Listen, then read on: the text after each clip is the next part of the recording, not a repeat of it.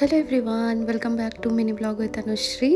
আজকে আমি 1 মাস পরে ব্লগ নিয়ে এলাম, কারণ আমি অনেক কিছুতে ব্যস্ত হয়ে পড়েছিলাম, অনেক ধরনের কাজে।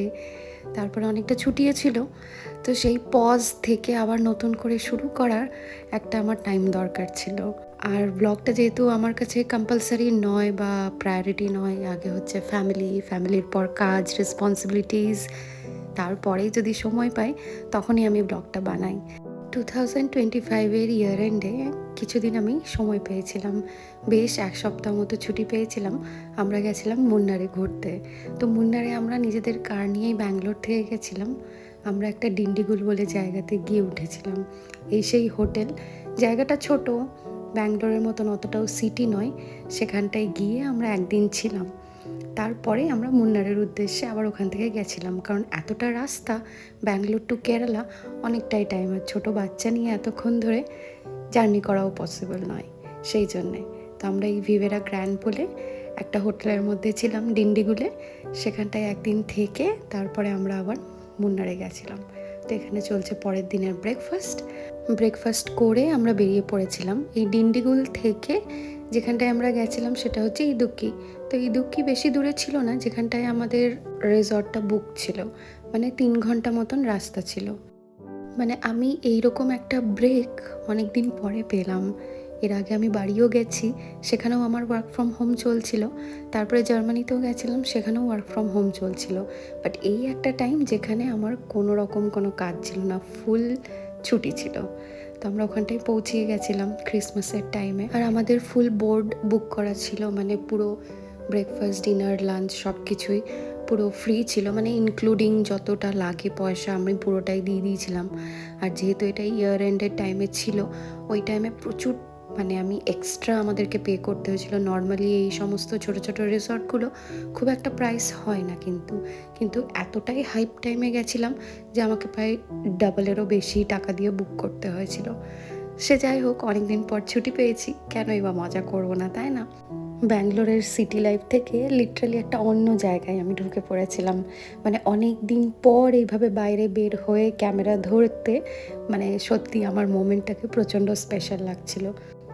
লাঞ্চ করে সুইমিং পুলে সত্যি কথা বলতে আমি নেমেছিলাম শুধুমাত্র ছবি তুলতে।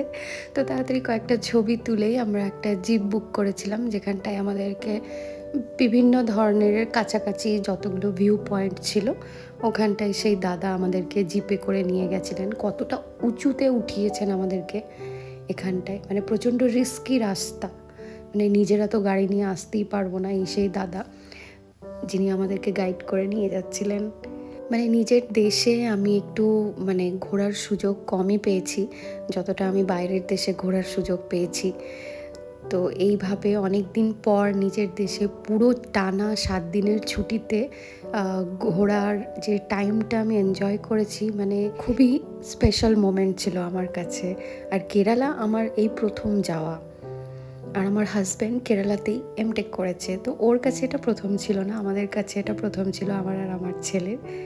আর এখানকার সবথেকে সুন্দর যেই জিনিসগুলো ছিল সেটা হচ্ছে পরিষ্কার রাস্তাঘাট আর সাজানো গোছানো টি স্টেট, দেখার মতন ছিল। হয়তো আপনারা অনেকেই গেছেন এইসব জায়গাতে ঘুরতে, কিন্তু সত্যি কথা বলতে আমার নিজের দেশে আমার কিন্তু সেইভাবে একদমই ঘোরা হয়নি। চারিদিকে এই সবুজ টি স্টেট আর ছোট ছোট পাহাড় দেখে একটা সময় মনে হয় যে লাইফটা একটু স্লো করে নেওয়া দরকার, যারা নেচার ভালোবাসে।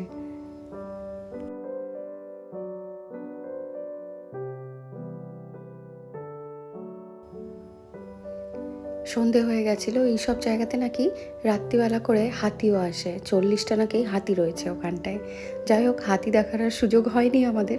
আমরা চলে এসেছিলাম এই যে আমাদের ছোট্ট একটা রিসর্ট। এটা বলতে গেলে মানে সেইভাবে কিন্তু রিসর্ট নয় আমার যেটা মনে হয়, কারণ খুবই ছোট ছিল।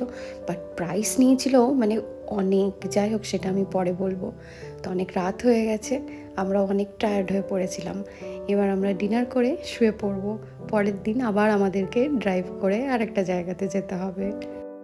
আর ডিনার আমি দারুণভাবে এনজয় করেছি, বিকজ লিটারালি আমার কিছু ফেভারিট সাউথ ইন্ডিয়ান কিউজিন ছিল এখানে। বিভিন্ন এটা ছিল চিকেন রাসাম, এটা ছিল কেরালা স্টাইল ফিশ, এখানটায় ছিল ফ্রুট স্যালাড। মানে বাইরের দেশ থেকেও প্রচুর লোকজন এখানটায় এসেছিল ওই টাইমে। যাই হোক, ঝটপট খেয়ে নিয়ে একটুখানি ফায়ার ক্যাম্পের ওখানটায় ঘুরে চলে গেছিলাম রেস্ট করতে।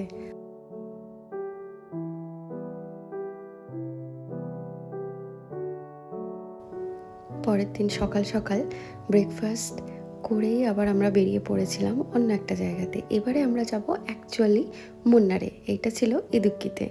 ব্রেকফাস্টে যত আইটেম ছিল সব কিছুই আমি একটু একটু করে নিয়ে টেস্ট করেছিলাম। এবার চলুন আমরা কোথায় ছিলাম। আনফর্চুনেটলি তখন এতটাই হাইপ ছিল সব কিছুর, আমরা এই ক্রাউন স্যুটটা বুক করেছিলাম আগোডা থেকে ফুল বোর্ড। নর্মালি এইটার দাম হবে 5 থেকে 5,500, তার বেশি না নর্মাল দিনগুলোতে। আর এইটা ছিল ডুপ্লেক্স, ওপর নিচে। ওপরটা কোনো ইউজেই আসেনি আমাদের, আমরা নিচেই ছিলাম।